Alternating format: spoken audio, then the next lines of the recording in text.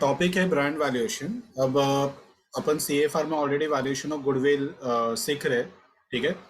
तो valuation of goodwill, तो goodwill और ब्रांड में क्या डिफरेंस है? आइडियली तो अपने को दोनों को एक ही लगता है कि ब्रांड और गुडविल दोनों एक ही है।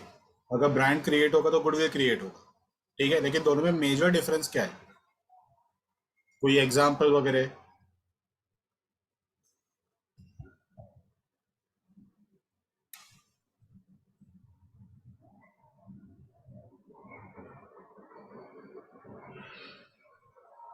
सर ब्रांड बेसिस है सर गुडविल के लिए। Okay, fair enough. Goodwill is the consequence. Okay okay.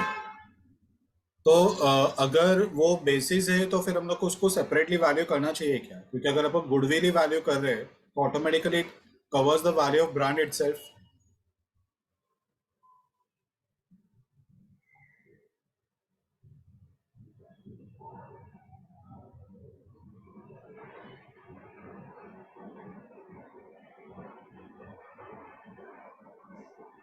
Yes. Okay, others क्या लगता है तुम लोग को? हाँ सर, अलग से करना पड़ेगा। अलग से करना पड़ेगा। हाँ।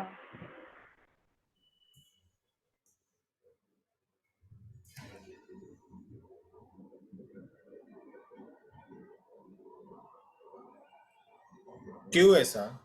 मीन्स मेजर डिफरेंस क्या लग रहा है गुडविल और ब्रांड्स में? सर पर ब्रांड को पैसा देके कोई खरीदेगा नहीं ना, गुडविल ही लेगा ना। नहीं, ब्रांड को भी लिया जाता है। ब्रांड का भी परचेस सेल होता है। ओके। तो सर सपोज अगर गुडविल देखे तो वैसे रतन टाटा का नाम फेमस है कि उनके लिए गुडविल दे सकता है। बट टाटा का कोई प्रोडक्ट रहेगा जो ज्यादा फेमस है, उसके लिए ब्रांड वैल्यूएशन करेंगे। ओके, तो एक्चुअली टाटा के केस में देखा जाए ना तो उसका ब्रांड और उसका गुडविल दोनों एक ही नाम से है। टाटा, गोदरेज, बिरला, सब लोग अपने प्रोडक्ट को अपने कंपनी के नाम से एज वेल एज अपना ब्रांड और कंपनी का नाम एक ही रखा है। ठीक है, तो एक्चुअली वहां पे डिफ्रेंसिएशन दिखता नहीं है। तो ऐसा कोई एग्जांपल तुम लोग को माइंड में आ रहा है क्या कि जो ब्रांड अलग है और कंपनी अलग है?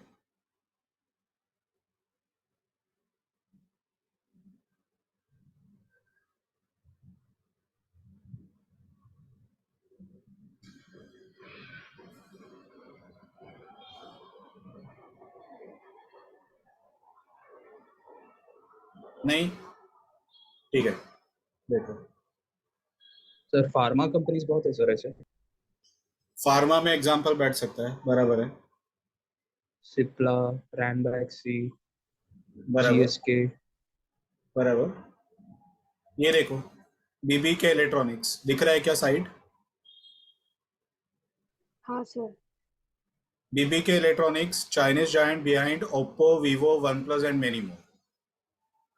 ठीक है, ओप्पो, वीवो, वन प्लस ये ब्रांड नेम्स है और ये सभी ब्रांड नेम एक ही कंपनी को बिलोंग करते हैं। कंपनी ने क्या किया, बीबी के इलेक्ट्रॉनिक्स ने, कि मार्केट में कंपटीशन अपने ही प्रोडक्ट का क्रिएट करो। ठीक है, तो होता ये है कि अगर सपोज अपन मोबाइल लेने को गए तो हम लोग अलग अलग ब्रांड्स को इमेजिन कर दे कि कौन से ब्रांड का मोबाइल लेना चाहिए। कोई बोलेगा सैमसंग ले लो, कोई बोलेगा रेडमी ले लो, कोई बोलेगा ओप्पो, वीवो, वन प्लस ले लो। ठीक है, तो अगर प्रोबेबिलिटी देखा तो रेडमी का प्रोबेबिलिटी, अगर सपोज टोटल 10 ब्रांड्स मार्केट में अवेलेबल है तो 10 में से एक रेडमी अपना सिलेक्शन हो सकता है, तो उसका प्रोबेबिलिटी 1/10 है। ठीक है, सैमसंग का प्रोबेबिलिटी 1/10। लेकिन अगर तुम लोग ये ओप्पो, वीवो, वन प्लस वगैरह का अगर देखोगे तो ये एक ही कंपनी के हैं, लेकिन वो लोग ने एक ही कंपनी का नाम कभी यूज नहीं किया। वो लोग ने अलग अलग ब्रांड नेम्स यूज किया और आपस में ही कंपटीशन भी रखा। यानी कि अगर वन प्लस का, सॉरी ओप्पो का और वीवो का अगर प्राइस रेंज देखोगे तो सेम प्राइस रेंज में दोनों अलग अलग मॉडल्स अलग अलग कंपनी के दोनों को मिल जाएगा। देखिए, कंपनी का ऑनरशिप तो एक ही है। तो होता यह है कि अगर सपोज 10 में से अलग अलग नाम से बीबी के इलेक्ट्रॉनिक्स के ही अगर 6 प्रोडक्ट है तो 6 आउट ऑफ 10 यानी कि 60% चांस है कि तुम लोग बीबी के इलेक्ट्रॉनिक्स का ही प्रोडक्ट परचेस करोगे। लॉजिक समझा एवरीवन?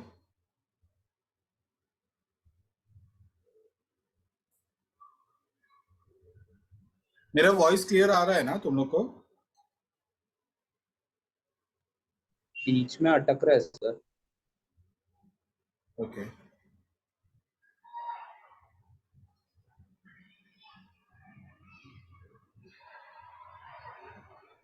Just a minute.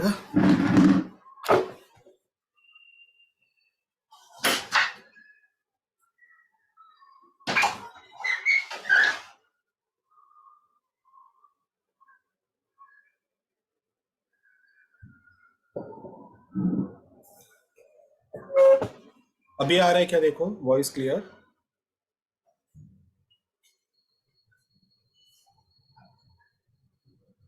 आ रहा है अभी? हाँ सर। Yes sir. ओके, हाँ तो मैं ये बोल रहा था कि यहाँ पे कंपनी ने क्या किया है कि कंपनी है बीबी के इलेक्ट्रॉनिक्स, और उसे हर अपना जो प्रोडक्ट है उसको सेपरेटली एडवर्टाइज किया, सेपरेटली उसका ब्रांडिंग किया। ठीक है, रीजन क्या है कि आपस में कंपटीशन जो है वो अगर अपने ही प्रोडक्ट मार्केट में ज्यादा सेल हो रहे तो ऑटोमेटिकली अपने प्रोडक्ट का पोर्टफोलियो ओवरऑल मार्केट में ज्यादा रहेगा।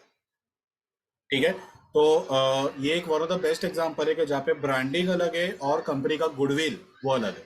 ये कंपनी को कोई नहीं जानता है, बीबी के इलेक्ट्रॉनिक्स किसी को नहीं पता है। ठीक है, लेकिन हर किसी को पता है कि ओप्पो, वीवो, वन प्लस करके अलग अलग ब्रांड्स है जो मार्केट में अवेलेबल है। ठीक है, तो इसका एग्जाम मीन्स इसका मतलब ये हुआ कि कंपनी का गुडविल इज सेपरेट मैटर और ब्रांडिंग इज सेपरेट मैटर, दोनों अलग अलग है, अपन दोनों को सेपरेटली वैल्यू कर सकते हैं। ठीक है, अब बहुत बार क्या होता है कि कंपनी अपना एक ब्रांड को भी सेल कर सकता है, यानी कि पूरा का पूरा कंपनी बेचने की जरूरत नहीं है, अपना गुडविल बेचने की जरूरत नहीं है, एक ब्रांड को भी बेच सकते हैं। ठीक है, जैसे फॉर एग्जांपल एम्बेसडर जो ये मोटर कार है, ठीक है, वो एम्बेसडर सिर्फ 80 lakhs में वो लोग ने अभी रिसेंटली बेच दिया। तो एक्चुअली कंपनी नहीं बेचा, एम्बेसडर जो ब्रांड नेम था वो ब्रांड नेम वो लोग ने 80 lakhs पे बेच दिया। एकदम मामूली अमाउंट, यानी कि इतना बड़ा कंपनी, इतना बड़ा नाम, और जस्ट 80 लाख वो बहुत छोटा अमाउंट है एक्चुअली। लेकिन एक टाइम पे वो वन ऑफ द जायंट था। हर जो मिनिस्टर्स है, ठीक है, गवर्नमेंट जो अपन बोलते हैं रेड टैप, जो भी गवर्नमेंट ऑफिसर्स है, सभी को एम्बेसडर कार्ड दिया जाएगा। One of the most monopoly product में से एक था। ठीक है, लेकिन जैसे जैसे टेक्नोलॉजिकल डेवलपमेंट हुआ, एम्बेसडर ने डेवलपमेंट किया नहीं, ऑटोमेटिकली वो इतना फ्यूल कंज्यूम करता है कि ऑटोमेटिकली वो मार्केट से बाहर हो गए।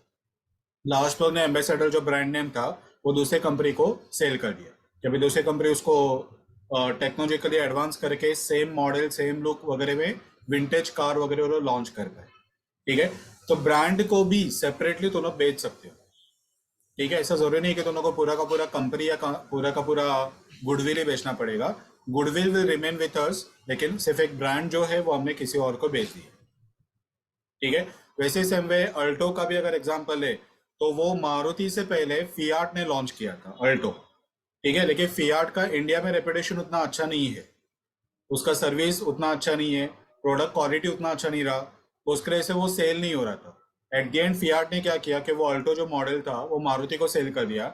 जैसे ही मारुति ने अल्टो को लॉन्च किया, वो one of the highest selling model Maruti का ऑलमोस्ट 3 to 4 years के लिए रहा। ठीक है, इवन आज भी उसका डिमांड उतना ही है। ठीक है, तो ये भी एक एग्जांपल है कि जहाँ पे तुम लोग ब्रांड एक ये means as a single asset तुम लोग किसी को बेच सकते हो। ठीक है, तो ये एक्सेप्टेड है कि ब्रांड का एक वैल्यू है, वो एक मार्केट में प्रोडक्ट के हिसाब से, एक असेट के हिसाब से वो सेल होता है। ठीक है, अब क्वेश्चन ही आता है कि ब्रांड का वैल्यू निकाले कैसे। तो ऐसा नहीं होना चाहिए कि दोनों गुडविल का वैल्यू और ब्रांड का वैल्यू को मिक्सअप कर दिया। ठीक है, तो ब्रांड का वैल्यूएशन का सेपरेट टेक्निक अवेलेबल रहना चाहिए। तो क्या क्या टेक्निक्स अवेलेबल है वो भी अपन डिस्कस करते हैं। यहाँ तक क्लियर है सबको? हाँ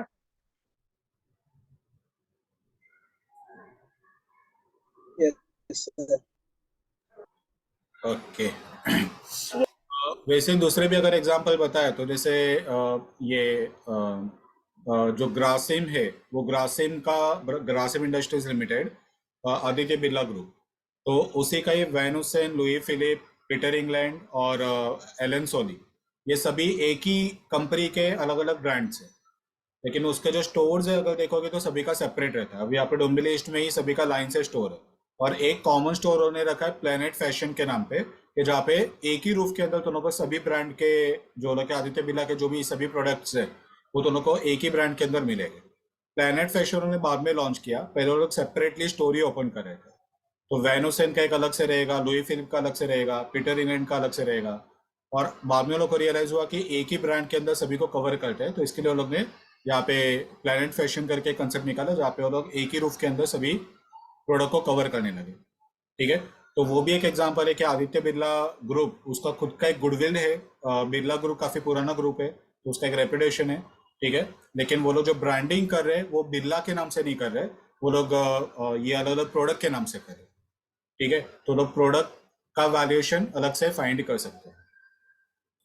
अभी ब्रांड का वैल्यू अपन कैसे फाइंड कर पाएंगे, तो अलग अलग मेथड में पहला आता है historical cost method. Historical cost method यानी कि अगर हमने ब्रांड क्रिएट करने के लिए कुछ research and development cost incur किया, एडवर्टाइजमेंट का कॉस्ट इंकर किया, पब्लिसिटी का कॉस्ट इंकर किया, तो ये सबको क्यूमुलेट करके एक टोटल अमाउंट ले लो, that will be the value of brand. ठीक है, जैसे ओप्पो, वीवो, वन प्लस जब भी मार्केट में आए थे, तो वे लोगों ने इतना हेवी एडवर्टाइजमेंट किया था कि अगर तुम लोग स्टेशन पे खड़े रहोगे तो posters Oppo, Vivo, one plus के दिखाई देंगे। वन प्लस का तो फिर भी उतना ऐड नहीं है। ठीक है, वो सेगमेंट ही उन्होंने अलग सिलेक्ट किया और उसका मार्केटिंग अलग वैसे ही किया। बाकी ओप्पो, वीवो, ठीक है, ये दोनों का इतना एक्सटेंसिव मार्केटिंग उन्होंने किया कि तुम लोग को हर दुकान के ऊपर ओप्पो, वीवो का बोर्ड दिखाई देगा। स्टेशन पे खड़े रहोगे, वहां पे उसका पोस्टर दिखाई देगा। अगर तुम लोग कोई पब्लिक प्लेस पे गए, सिद्धिविनायक टेम्पल है, नरीमन पॉइंट है वगैरह, वहां पे भी पोस्टर दिखाई देगा। न्यूज़पेपर ओपन करोगे, वहां पे भी उसका एडवर्टाइजमेंट रहेगा। तो हर जगह पे, टीवी से लेके हर मीडिया, हर चैनल, हर पॉसिबल वे, वो लोग ने अपने प्रोडक्ट को एक्सटेंसिवली एडवर्टाइज किया। तो जो एडवर्टाइजमेंट का कॉस्ट है वो इतना ह्यूज आता है कि अगर तुम लोग उसको कॉस्ट ऑफ ब्रांड करके बोल दोगे तो भी वो इक्वली राइट है। ठीक है, तो यहाँ पे सिंपल अपने को क्या करना है, जो भी हम लोग कॉस्ट इंकर करते हैं for making the brand means possible, तो वो सभी कॉस्ट को ऐड कर लो, that will be the value of brand. तो यहाँ पे देखो तुम लोग को दिया हुआ है brand value equal to brand development cost, brand marketing and distribution cost, promotion cost, ठीक है, एडवर्टाइजमेंट एंड अदर कॉस्ट। जो जो कॉस्ट तुम लोग इनकर करोगे वो सभी को ऐड कर लो, that will be the value of brand. ये एक traditional technique, historical cost method. Second है रिप्लेसमेंट कॉस्ट मेथड। अब रिप्लेसमेंट कॉस्ट मेथड में क्या होता है कि अगर सपोज ओप्पो, वीवो, ये ऑलरेडी ब्रांड्स उन्होंने क्रिएट कर लिया, लोग ये प्रोडक्ट को ये नाम से जानते हैं कि ऐसा कोई प्रोडक्ट मार्केट में अवेलेबल है। ठीक है, अभी अगर कंपनी एक नया सिमिलर प्रोडक्ट अगर लाना चाहता है, तो अगेन उसको जीरो से कॉस्ट वगैरह इंकर करना पड़ेगा। तो क्या कॉस्ट इंकर करना पड़ेगा to replace that brand with newer brand, उसे बोलेंगे रिप्लेसमेंट कॉस्ट। जैसे टाटा स्काई, वो टाटा प्ले हो गए, तो उन्होंने हर जगह पे एडवर्टाइज किए। ठीक है, आई थिंक करीना और सैफ अली खान को वो लोग ने ऐड में लिया था, और वो लोग कंटिन्यू ऐड कर रहे थे कि अभी टाटा स्काई, टाटा प्ले बन चुका है। ठीक है, तो अगर तुम लोग एक ब्रांड को दूसरे ब्रांड से रिप्लेस कर रहे हो, तो रिप्लेस करने के लिए जो कॉस्ट इंकर होगा, that will be the value of brand, new brand. ठीक है, उसे अपन बोलेंगे रिप्लेसमेंट कॉस्ट मेथड। ठीक है, तो ऐसे बहुत बार होता है कि कंपनी अपना ब्रांड नेम रीमेक करता है, वो लोग को लगता है कि ब्रांड नेम अपने प्रोडक्ट को प्रॉपरली जस्टिफाई नहीं कर रहा है, तो हम लोग को उसको रीनेम करना चाहिए। जैसे अर्बन क्लैप, उसका नाम चेंज हो गया, अर्बन कंपनी हो गया। ठीक है, तो अर्बन क्लैप, उससे कुछ समझ में नहीं आता कि अर्बन क्लैप ये क्या प्रोडक्ट, क्या है ये लोग का सर्विस, क्या है, वो क्लियर नहीं हो रहा था। तो बाद में उन्होंने नाम चेंज कर लिया अर्बन कंपनी। तो वो एक जस्टिफाई करता है कि अर्बन एरियाज में तुम लोग को जो भी सर्विस तुम लोग को अवेल करना है, चाहे वो ब्यूटिशियन का सर्विस है, क्लीनिंग सर्विस है, रिपेयर्स एंड मेंटेनेंस का सर्विस है, जो भी सर्विसेज चाहिए अर्बन एरिया में, वो हम लोग प्रोवाइड करें। तो वो एक अपना नाम ब्रांड को जस्टिफाई करने लगा। ठीक है, तो वैसे भी होता है, तो वहां पे जो भी अपन कॉस्ट इंकर करेंगे तो replace the brand with new brand name, वो अपन यहाँ पे वैल्यू ऑफ ब्रांड में काउंट करें। ठीक है, नेक्स्ट है market price method, market price model. Market price model यानी अगर तुम लोग के पास कोई ब्रांड है और वो तुम लोग को किसी को बेच देना है, ठीक है, किसी को सेल करना है, तो उसके लिए तुम लोग को क्या प्राइस मिलेगा, या फिर किसी और का ब्रांड अगर टेक ओवर करना है तो कितना अमाउंट तुम लोग को पे करना पड़ेगा, वो गिना जाएगा मार्केट प्राइस मॉडल। जैसे फॉर एग्जांपल ये स्विगी का एक वन ऑफ द डिवीजन था सुपर डेली करके। ठीक है, तो सुपर डेली वो भी डिलीवरी ऐप था, लेकिन उसका बिजनेस मॉडल अलग था। तो सुपर डेली का बिजनेस कैसे चल रहा था कि वो मिल्क प्रोडक्ट, स्पेशली मिल्क है, एग है, या फिर जो डेली आइटम ग्रोसरी का है जैसे ब्रेड वगैरह, ठीक है, तो वो दोनों को मॉर्निंग के टाइम पे वो दोनों को डिलीवर करे। तो दोनों को उसको मंथली सब्सक्राइब करना है, एक मंथली चार्जेस रहेगा, वो 100, 150, 200 रुपया वगैरह, दोनों को वो सब्सक्राइब करना है। और दोनों ने एक बार सब्सक्रिप्शन ले लिया तो दोनों उसके ऐप के थ्रू दोनों को मिल्क आइटम या जो भी दोनों को प्रोडक्ट्स वगैरह चाहिए वो दोनों को बुक कर देना है, और कल सुबह 7-8 बजे तक दोनों के घर पे वो डिलीवर हो जाएगा। तो डेली का डेली बुक करो, कल सुबह डिलीवर, या फिर महीने का एक सब्सक्रिप्शन डाल दो कि मुझे डेली बेसिस पे 1 लीटर दूध अपने घर पे डिलीवर करना है, तो वो जस्ट ऐप में डाल दो, वो डेली दोनों को 1-1 लीटर दोनों को दूध सप्लाई करेगा। ठीक है, तो जो सुपर डेली का ऐप था वो एक्चुअली आईआईटी मुंबई के एक इंजीनियर ने वो कंपनी स्टार्ट किया था। ठीक है, और वो जैसे आरए का पहले बिजनेस था, आरए मिल्क, ठीक है, जो अभी भी ये बॉम्बे के एरिया में अवेलेबल है। तो आरए का पहले ऐसा बिजनेस मॉडल था कि वो कांच के ग्लास में दोनों को दूध सप्लाई करता था, प्लास्टिक का थैली वगैरह वो टाइम पे यूज होता नहीं था। तो तुम लोग को क्या करने का, आरए का सब्सक्रिप्शन लेने का। ठीक है, तो तुमने वो आरए के साथ टाइप कर लिया, तो दोनों को आरए वाले को बोल के रखने का कि मुझे रोज सपोज 2 लीटर दूध चाहिए, तो दोनों को 2 खाली बॉटल, आरए का ही बॉटल रहेगा, वो 2 खाली बॉटल दोनों को अपने दरवाजे में थैली में लटका देने का। ठीक है, वो रोज सुबह 2 भरा हुआ बॉटल उसमें थैली में डालेगा और 2 खाली बॉटल लेके जाएगा।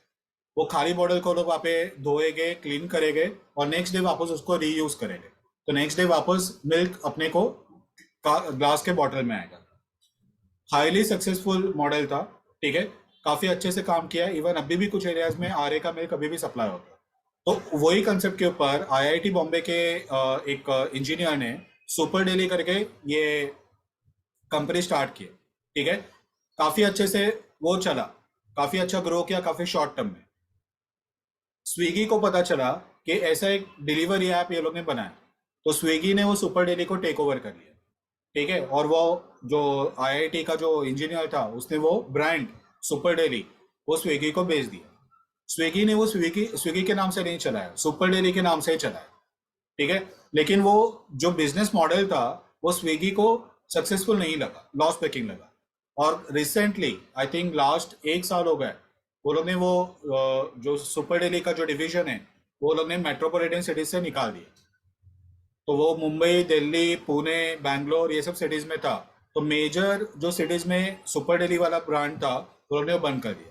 अभी हार्डली कुछ दिल्ली, एनसीआर वगैरह में ही वो चल रहा है, बाकी सब एरिया में वो बंद है। ठीक है, तो यहाँ पे ब्रांड को परचेज सेल भी करते हैं।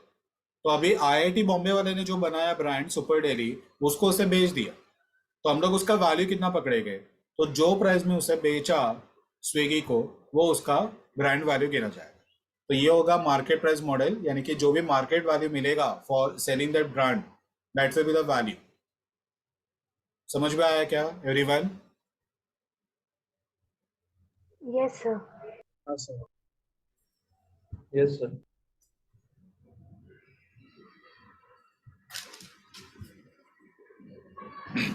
ओके, चलो अभी नेक्स्ट है प्रेजेंट वैल्यू मॉडल। यही मॉडल अपन में बेसिकली बहुत सारे सब में यूज करते हैं। तो हम लोग यहाँ पे क्या करते हैं कि जो ब्रांड है वो ब्रांड का प्रॉफिट, कैश फ्लो हम लोग फाइंड करते हैं। ठीक है, और एस्टिमेट करते हैं कि आगे के 5 साल 10 साल में उसका कितना कैश फ्लो जनरेट होगा, और वो कैश फ्लो का present value will be the value of brand. ठीक है, ब्रांड को यूज करके जो कंपनी को कैश फ्लो जनरेट होगा फ्यूचर में वो अपन एस्टिमेट करेंगे, और वो एस्टिमेटेड कैश फ्लो का present value will be the value of brand. तो ये एक मेथड है जो अपन वाइडली कुछ सब में यूज करेंगे। फॉर्मूला के पीछे मत जाओ, अभी फॉर्मूला नहीं समझेगा, जब ये अपन सम सॉल्व करेंगे ऑटोमेटिकली वो समझ में आएगा कि ये कैसे काम करता है। ठीक है, इसको डिस्काउंटेड कैश फ्लो मॉडल करके भी बोलते हैं।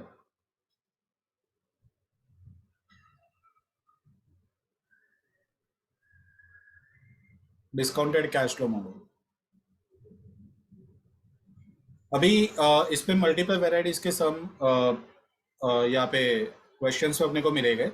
कुछ सब मैंने सीए के डाले हैं, सीए को वालों को भी सेम चैप्टर है, लेकिन सीए वालों का जो वर्किंग है, वैल्यूएशन का जो मेथड है, वो सीए में से अलग है। तो मैंने जस्ट सीए वालों का काफ़ी बार क्वेश्चन दोनों के एग्जाम में डिट्टो आ जाता है, इसके लिए मैंने कुछ सम सीए का भी डाला है, ताकि दोनों को आइडिया रहना चाहिए कि अगर ऐसा क्वेश्चन आया तो दोनों को क्या करना है। बाकी मेन जो क्वेश्चन है वो सीएमए वाला अपन सॉल्व करने वाले। तो यहाँ से क्वेश्चन नंबर 3 से आगे सब सीएमए के प्रॉब्लम्स है। क्वेश्चन नंबर 1, 2 ये सीए का प्रॉब्लम्स मैंने डाल के रखा है। तो ये पहले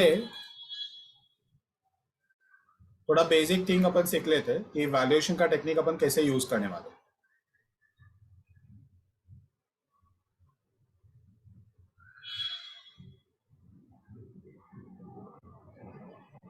मैं एक काम करता हूँ, एक समय लेता हूँ और उससे मैं एक्सप्लेन करता हूँ, बेटर रहेगा।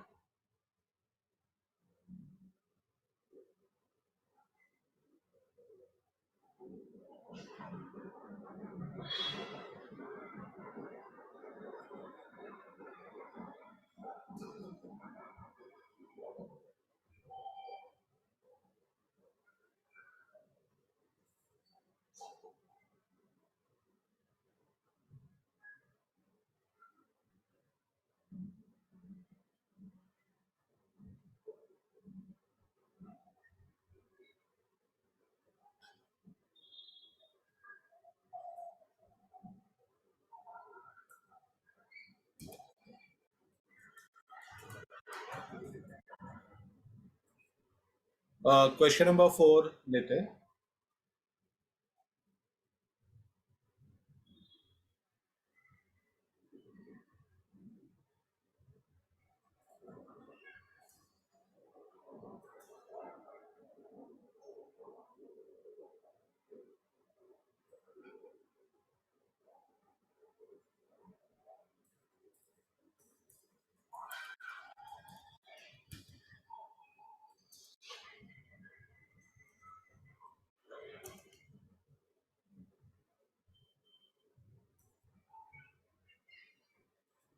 चलो देख, क्वेश्चन नंबर 4 टिपिकल सम है, यही फॉर्मेट में सब मेजर टाइम एग्जाम में आया है।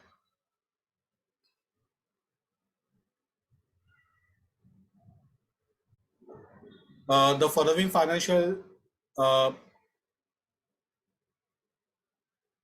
financial data pertaining to Infotech Limited, an IT company, are made available to you. Rupees in crores for the year ended 31st March 2012, 11 और 10। देखो पहले 2012 दिया है, बाद में 11 है, बाद में 10 है। केयरफुल रहना, वेट्स वगैरह लेने के लिए तुम लोग को ये ध्यान में रखना पड़ेगा कि कौन से ईयर का वेट कितना आएगा। ईबीआईटी दिया है, ईबीआईटी बोला तो ऑपरेटिंग इनकम, ऑपरेटिंग प्रॉफिट। ठीक है, ईबीआईटी यानी ऑपरेटिंग प्रॉफिट। नॉन ब्रांडेड का इनकम दिया है, इन्फ्लेशन कंपाउंड फैक्टर है, रेम्यूनरेशन ऑफ कैपिटल वो बोला है 5% of average capital employed. Average capital employed दिया है 4000, कॉर्पोरेट टैक्स रेट है 35% और कैपिटलाइजेशन फैक्टर है 16%। सम अपना स्टार्ट होगा ईबीआईटी से।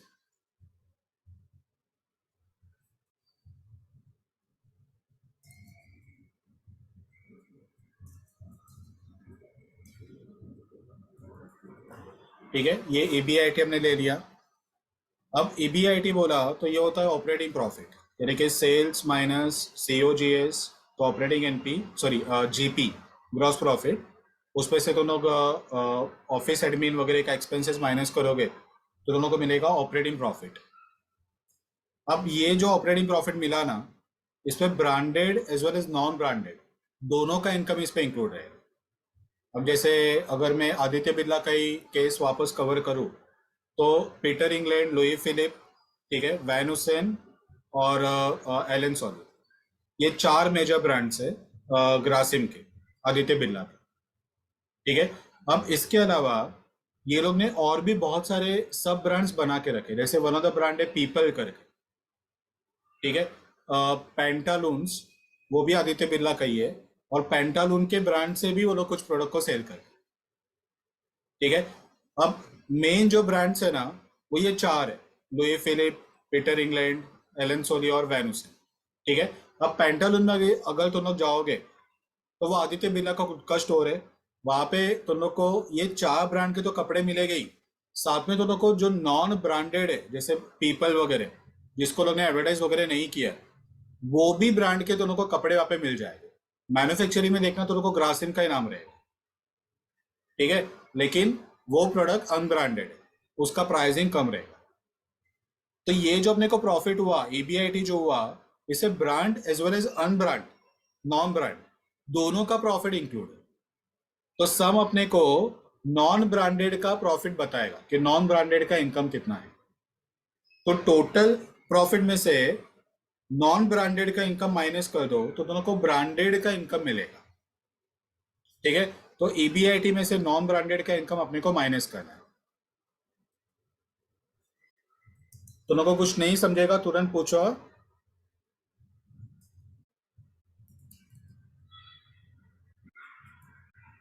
नॉन ब्रांडेड इनकम है 53.43, 35.23 और 3.46, ठीक है। ये अपन माइनस करेंगे तो अपने को मिलेगा ब्रांडेड अर्निंग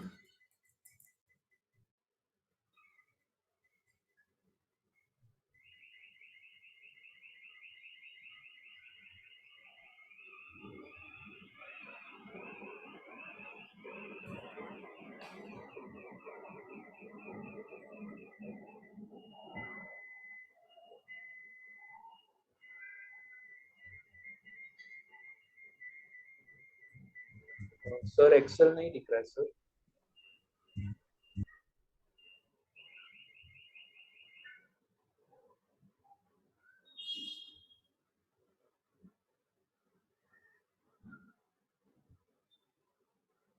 अभी दिख रहा है। अभी दिख रहा है सर, यस। ओके, तो 696.03 माइनस 53.43 तो 642.6,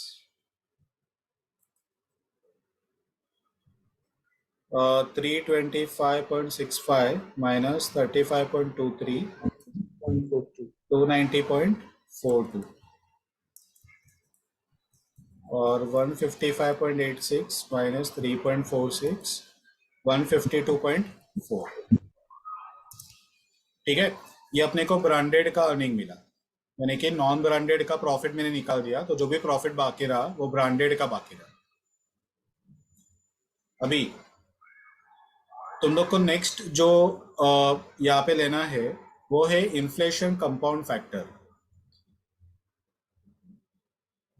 इन्फ्लेशन कंपाउंड फैक्टर, अब ये इन्फ्लेशन कंपाउंड फैक्टर बेसिकली क्या रहता है? देखो, ये जो प्रॉफिट है ये अपना पास्ट का प्रॉफिट है, ठीक है। करंट ईयर 2012 है, 2011 यानी कि लास्ट ईयर, और उसका लास्ट ईयर यानी कि 2010, ठीक है। तो करंट ईयर 2012, प्रीवियस ईयर 2011 और ये 2010। अब जो 2010 में 152 का प्रॉफिट अर्न किया और करंट ईयर में 642 का प्रॉफिट अर्न किया, ठीक है। तो ये केस में 2010 का जो इन्फ्लेशन लेवल रहेगा वो कम रहेगा अभी के कंपेयर में, ठीक है। तो अगर अपन प्रॉफिट यहाँ पे कंपेयर कर रहे हैं कि 152 का प्रॉफिट बढ़ के 290 हुआ, 290 का प्रॉफिट बढ़ के 642 हुआ, तो ये 100% राइट नहीं है, क्योंकि जैसे जैसे इन्फ्लेशन बढ़ेगा ऑब्वियसली ये जो प्रॉफिट है वो भी बढ़ना ही चाहिए इस compare to increase in inflation rate. अब जैसे फॉर एग्जांपल आज से 40-50 साल पहले किसी का मंथली इनकम 200-300 रुपया रहेगा, लेकिन वो 200-300 रुपये वाला इनकम वाला बंदा वो जमाने में पैसा वाला रहेगा, और आज के डेट में जो 50,000 कमाता है उसको 50,000 रुपया कम पड़ेगा। ठीक है, तो इन्फ्लेशन से ऑब्वियसली अपन ये नहीं बोल सकते कि अगर 200 रुपया पहले कमा रहे थे महीने का, तो अभी बढ़ के हमारा 50,000 हो गया तो हमने बहुत ग्रो किया। वो बहुत ग्रो नहीं किया, वो 40-50 साल पहले का 200 रुपया, वो इन्फ्लेशन अगर तुम कंसिडर करोगे, जैसे कैपिटल गेन में तुम करते हो इनकम टैक्स में, कि वो CII से मल्टीप्लाई करते हो, तो ऑटोमेटिकली तुम को आज का वैल्यू वाला अमाउंट मिलेगा। ठीक है, तो सेम रूल दोनों को यहाँ पे अप्लाई करना है। दोनों को CII जो कैपिटल गेन में दोनों कर रहे थे, कॉस्ट इन्फ्लेशन इंडेक्स, वो दोनों को यहाँ पे मल्टीप्लाई करना है। तो जो 2010 का प्रॉफिट है उसको 2012 के प्राइस लेवल पे लेके आना है। आई रिपीट, 2010 का जो प्रॉफिट है उसको 2012 के प्राइस लेवल पे लेके आना है। वैसे ही 2011 का जो प्रॉफिट है उसको भी 2012 के प्राइस लेवल पे लेके आना है। करंट ईयर 2012 है, सभी का अमाउंट 2012 के इन्फ्लेशन पे लेके आना है। ठीक है, और इसके लिए अपन इन्फ्लेशन कंपाउंड फैक्टर यहाँ पे यूज करते हैं। तो यहाँ पे दो टाइप का रहेगा, जैसे ये सब में इन्फ्लेशन कंपाउंड फैक्टर दे दिया है, अगर दे दिया तो हम लोग को माइंड अप्लाई नहीं करना है। जो दिया है राइट है रॉन्ग है वो क्रॉस वेरीफाई नहीं करने का, डायरेक्टली वो यूज करो। ठीक है, तो इन्फ्लेशन कंपाउंड फैक्टर है 1, 1.087, 1.181, अपन डायरेक्टली वो यूज करेंगे। हाँ, अगर वो नहीं दिया रहेगा तो क्या करना है वो अपन आगे के सब में सीखेंगे। यहाँ पे देखो दोनों को इन्फ्लेशन का परसेंटेज दिया है, डायरेक्ट कंपाउंड फैक्टर नहीं दिया, तो वैसे टाइम पे क्या करना है वो अपन बाद में सीखते हैं। ठीक है, अभी फॉर द टाइम बिंग वो दे दिया है, अपने को डायरेक्टली वो यूज करना है। तो पहले साल का 2012 का 1, ठीक है, यहाँ पे 1.087, 1.181। अब सिंपल ब्रांडेड अर्निंग को इन्फ्लेशन कंपाउंड फैक्टर से मल्टीप्लाई करो, तो तुम लोग को मिलेगा inflation adjusted earning.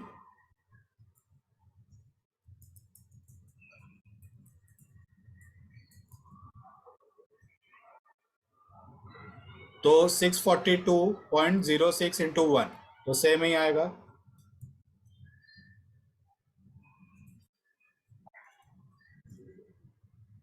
To 90.42 into 1.087,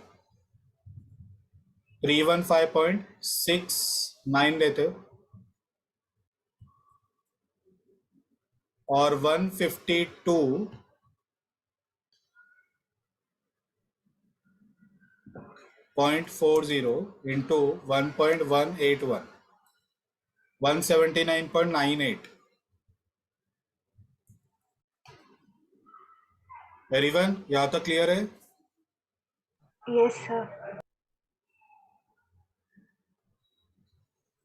आगे बढ़ सकते हैं एवरीवन? हाँ सर। हाँ सर। ओके, चलो अभी पहले हमने स्टार्ट कहाँ से किया था, तो हमने पहले EBIT अपने को दिया था। EBIT में ब्रांडेड अनब्रांडेड दोनों का इनकम इंक्लूड है, उसमें से नॉन ब्रांडेड का इनकम निकाल दो, दोनों को ब्रांडेड का इनकम मिलेगा। वो ब्रांडेड का इनकम अलग अलग साल का दिया है, तो सभी को दोनों को price level of current year उसके ऊपर लेके आना है। इसके लिए दोनों को इन्फ्लेशन कंपाउंड फैक्टर से मल्टीप्लाई करना पड़ेगा। या तो ये सब में दिया हुआ रहेगा या तो अपने को फाइंड करना रहेगा। फाइंड कैसे करना है वो नेक्स्ट सब में सीखेंगे। ये सब में वो दिया हुआ था, वो मल्टीप्लाई किया तो अपने को इन्फ्लेशन एडजस्टेड ब्रांडेड अर्निंग मिल गया। अब ये अर्निंग सब 2012 के प्राइस लेवल पे है, अपन इसको एवरेज ले सकते हैं। ठीक है, तो अभी एवरेज कैसे लेना है, तो अभी देखो जैसे वैल्यूएशन ऑफ गुडविल में हमने सीखा था, 2010 में प्रॉफिट था 179, 2011 में हो गया 315, 2012 में हो गया 642। प्रॉफिट कंटिन्यूसली इंक्रीजिंग है, तो जब भी प्रॉफिट कंटिन्यूसली इंक्रीजिंग रहेगा तो सिंपल एवरेज की जगह पे वेटेड एवरेज ले लो। ठीक है, तो यहाँ पे अपने को वेट्स असाइन करना पड़ेगा। ठीक है, वेट्स क्या रहेगा मुझे सोच के बताओ, 1 2 3 लिखूं या 3 2 1 लिखूं? 3 to 1। 3 to 1. 3 2 1। गुडविल के टाइम पे मैंने बताया था कि ऑलवेज जो मैक्सिमम वेट रहेगा वो करंट ईयर को आना चाहिए, तो 2012 को 3 आएगा, और 2010 को सबसे कम 1 आएगा। ठीक है, तो अभी मल्टीप्लाई करके अपने को मिलेगा प्रोडक्ट, तो 642.6 इंटू 3, 1927.8,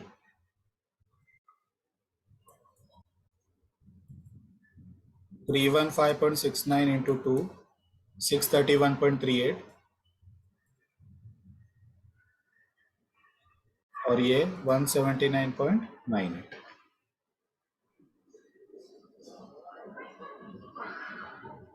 चलो अभी फाइनली ये टेबल को अपन यहाँ पे एंड करेंगे। अभी आगे का जो वर्किंग है वो सिंगल कॉलम का अपने को लगेगा।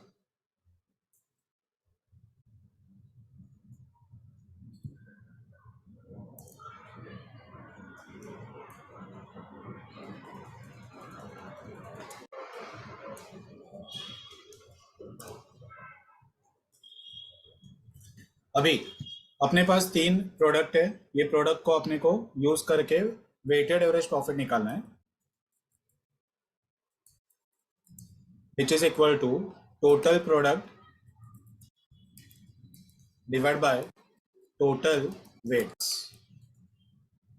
ये 3 का टोटल,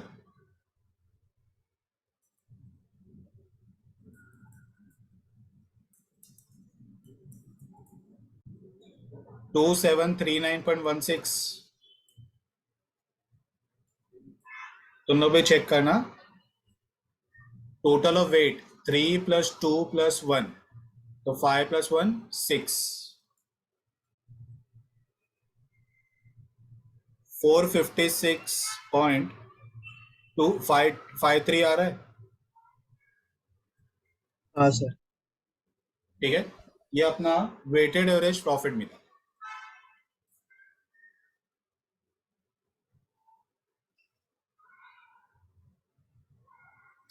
चलो अभी नेक्स्ट, ये जो वेटेड एवरेज प्रॉफिट मिला ये ब्रांडेड का है।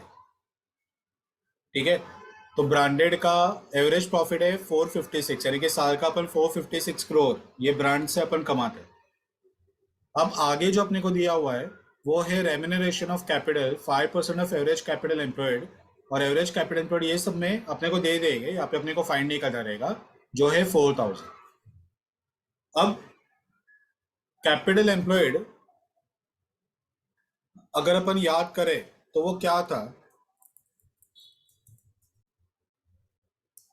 तो वो था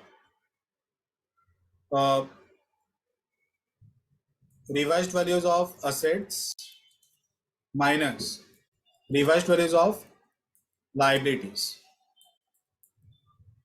ठीक है, ये अपने को मिल रहा था कैपिटल एम्प्लॉयड। अब रिवाइज्ड वैल्यूज ऑफ असेट में अपन क्या ले रहे थे, तो अपन ले रहे थे मशीनरी, बिल्डिंग, फर्नीचर, लैंड, बाद में डेटर्स, कैश वगैरह। तो ये जो भी असेट्स है ये सब अपने टेंजिबल असेट्स। ये जो अपने को प्रॉफिट हुआ तो उस पर ऐसा नहीं कि सिर्फ ब्रांड से अपने को प्रॉफिट हुआ। अब जैसे आदित्य बिरला अगर वैन हुसैन या ये सपोज पीटर इंग्लैंड, उससे अगर कुछ प्रॉफिट कमा रहा है, ठीक है, तो ऐसा नहीं कि पीटर इंग्लैंड का सिर्फ नाम यूज करके उसको 456 का प्रॉफिट हो जाएगा। उसको मशीन्स वगैरह यूज करना पड़ेगा फैक्ट्री में, जो क्लोथिंग बनाएगा वो बनाने के बाद उसका ब्रांडिंग होगा और बाद में उसको स्टोर में बेचा जाएगा। तो ब्रांडिंग प्रॉफिट अर्न करने में हेल्प करेगा, लेकिन टेंजिबल एसेट यूज किए बिना तो लोग प्रॉफिट अर्न नहीं कर सकते। वे जब तक प्रोडक्ट बनेगा ही नहीं तो लोग उसको बेचोगे कैसे। तो ये 456 में टेंजिबल एसेट और इनटेंजिबल एसेट यानी कि ब्रांड दोनों का शेयर है, दोनों का एक अपन बोल सकते हैं कि हिस्सा है, कंट्रीब्यूशन है प्रॉफिट अर्न करने में। तो ये अपना जो प्रॉफिट है वो टेंजिबल इंटेंजिबल दोनों का मिला के है। तो इस पे से टेंजिबल का जो हिस्सा है वो माइनस कर दो, तो ऑटोमेटिकली जो प्रॉफिट बचेगा वो इनटेंजिबल का हिस्सा अपने को मिलेगा। ठीक है, तो ये प्रॉफिट टोटल प्रॉफिट है ब्रांड का। ठीक है, तो suppose for example Peter England से अपने को 456 करोड़ का प्रॉफिट हो रहा है साल का। तो पीटर इंग्लैंड ब्रांड नेम से ये प्रॉफिट कमाने के लिए अपने को पीटर इंग्लैंड का ब्रांड नेम यूज करना पड़ेगा, एज वेल एज ग्रासिम का जो मशीन्स वगैरह है, फैक्ट्री का प्रीमाइसेस वगैरह है कि जहाँ पे क्लोथिंग बनता है, वो अपने को यूज करना पड़ेगा। तो ये प्रॉफिट टेंजिबल और इनटेंजिबल दोनों को यूज करके जनरेट हुआ है। तो इसमें से टेंजिबल का जितना प्रॉफिट का हिस्सा है वो माइनस कर दो, तो ऑटोमेटिकली अपने को इनटेंजिबल का हिस्सा मिलेगा। लॉजिक समझा सभी को एवरीवन? हाँ सर। हाँ सर। यस। ओके, तो टेंजिबल का हिस्सा कितना है, तो इसे अपन बोलेंगे रेम्यूनरेशन ऑफ कैपिटल। ठीक है, 4,000 करोड़ का अपना कैपिटल एम्प्लॉयड है, यानी कि टेंजिबल का इन्वेस्टमेंट है। तो 4,000 करोड़ पे 5% अपने को मिनिमम उसका ये रेम्यूनरेशन यानी कि उसका अमाउंट चाहिए, प्रॉफिट का अमाउंट चाहिए।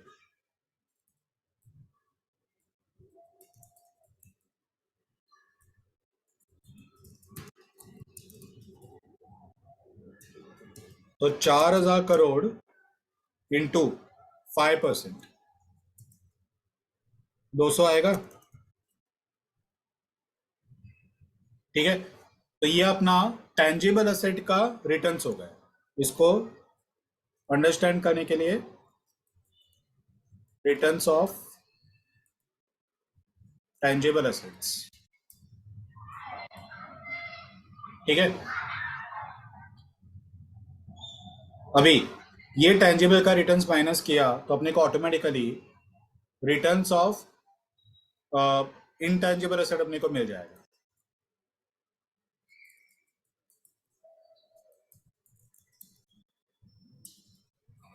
तो 456 माइनस 200 यानी कि 256.53। ठीक है, ये अपने को रिटर्न ऑफ इनटेंजिबल एसेट यानी कि प्रॉफिट ऑफ इनटेंजिबल एसेट अपने को मिला। अब ये प्रॉफिट अपना प्रॉफिट बिफोर टैक्स है, क्योंकि हमने ईबीआईटी से स्टार्ट किया था। तो अभी नेक्स्ट पार्ट आएगा कि अपने को इसमें से टैक्स माइनस करना है। टैक्स का रेट दिया है 35%। ठीक है, तो 256.53 इंटू 35%, 89.79। अपने को मिलेगा इंटेंजिबल अर्निंग्स आफ्टर टैक्स 166.74। ठीक है, अब सिंपल लास्ट स्टेप, ये जो अपने को इनकम मिला इंटेंजिबल का, उसका कैपिटलाइज्ड वैल्यू फाइंड कर लो। 16% कैपिटलाइज्ड वैल्यू है। ठीक है, तो अपने को मिल जाएगा वैल्यू ऑफ ब्रांड।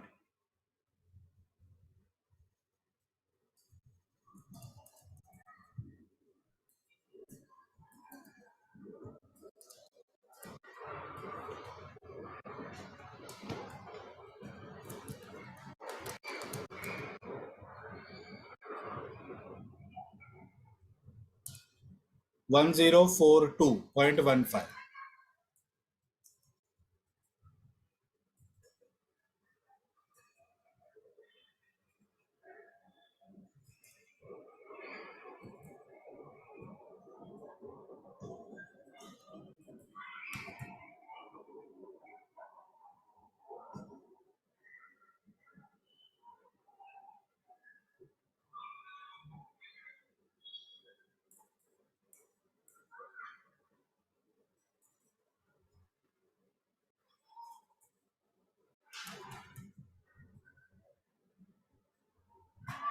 ठीक है, ये अपने को मिला वैल्यू ऑफ ब्रांड। अब कुछ सब में इसमें थोड़ा सा और कॉम्प्लिकेशन डालने को ट्राई करेंगे। वो लोग बोलेंगे कि ब्रांड का अलावा कुछ और भी इंटेंजिबल एसेट्स। ठीक है, तो अगर वो ऐसा दिया तो वो केस पे क्या करना है, तो इसको वैल्यू ऑफ ब्रांड करके नहीं बोलने का, इसको value of total intangible asset करके बोलने का। उसपे से value of other intangible asset minus कर देने का। वो दोनों को सब में दिया हुआ रहेगा। ये सब में वो कंसेप्ट नहीं है, लेकिन जस्ट मैं बता रहा हूँ कि अगर ऐसा आया तो क्या होगा। तो दोनों को मिलेगा वैल्यू ऑफ ब्रांड।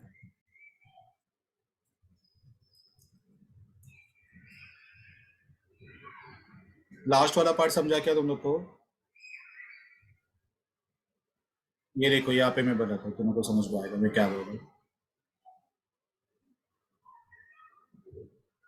ये देखो पॉइंट नंबर 3 में identifiable intangible asset other than brand, वो भी दोनों को दिया हुआ रहेगा। तो अगर ये 1500 अगर दोनों को दिया हुआ है तो तुम लोग यहाँ पे क्या करोगे, पहले जो वैल्यू मिलेगा ना वो दोनों को टोटल इंटेंजिबल एसेट का मिलेगा। तो इसमें से जो बाकी के इंटेंजिबल एसेट है जैसे गुडविल, ट्रेडमार्क वगैरह, वो सबका वैल्यू माइनस कर दो, तो जो बैलेंस वैल्यू बचेगा वो ब्रांड का वैल्यू आएगा। पता चला रिवन? सर फिर वो जो टोटल इंटेंजिबल एसेट है उसमें सब इंटेंजिबल एसेट्स इंक्लूडेड है? हाँ सब सब, उसमें गुडविल, कॉपीराइट, ट्रेडमार्क, पेटेंट, ये ब्रांड सभी का वैल्यू इस पे इंक्लूड है। उसमें दोनों को बाकी एसेट का वैल्यू सब में दिया हुआ रहेगा, वो माइनस कर देने का, तो जो बैलेंस बचेगा वो आएगा वैल्यू ऑफ ब्रांड। ठीक है? ओके।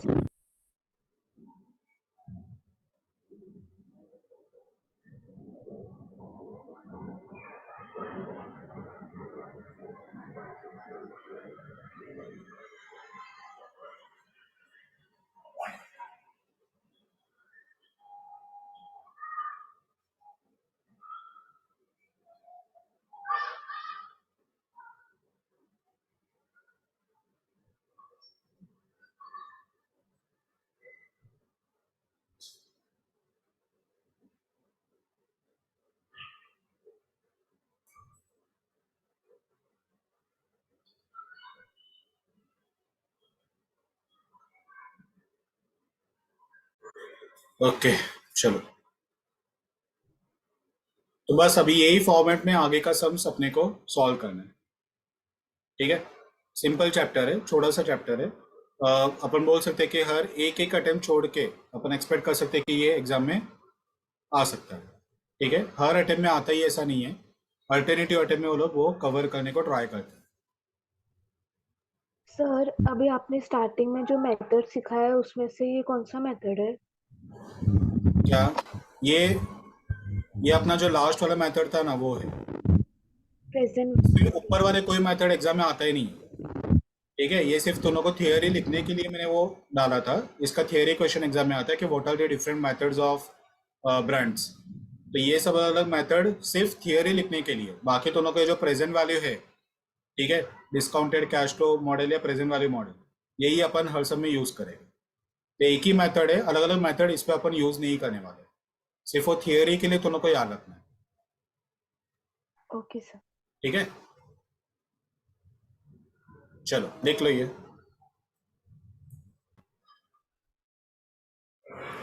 सिमिलर सम में सिर्फ एक ही मेजर डिफरेंस है, यहाँ पे कॉस्ट इन्फ्लेशन फैक्टर जो है वो दोनों को रेडीमेड दिया नहीं है, उसके जगह पे दोनों को परसेंटेज दिया है। ठीक है, परसेंटेज दिया है।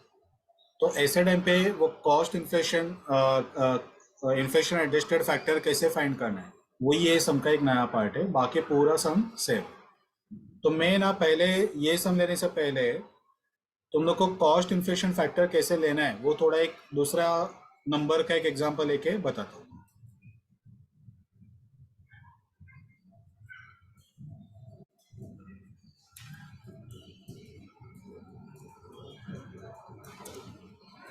अब सपोज इन्फ्लेशन फैक्टर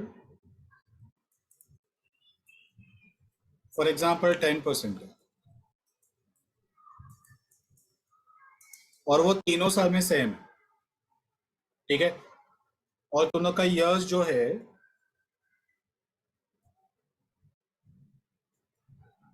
वो है सपोज 2010, 2011, 2012। ठीक है, तो तुम लोग को करना क्या है कि इन्फ्लेशन फैक्टर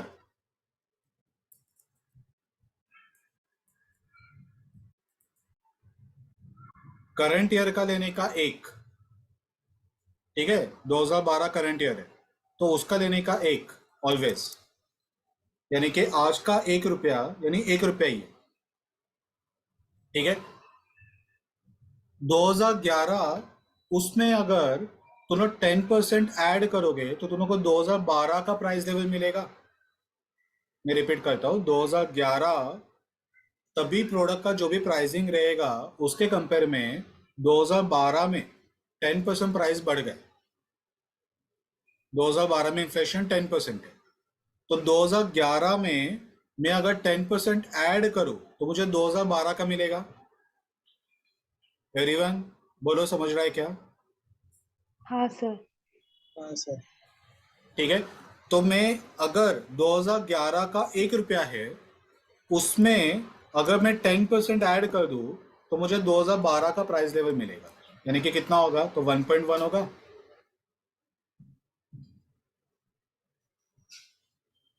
सर पर क्लियर हुआ क्या? आपने 2012 में 1 लिया है ना?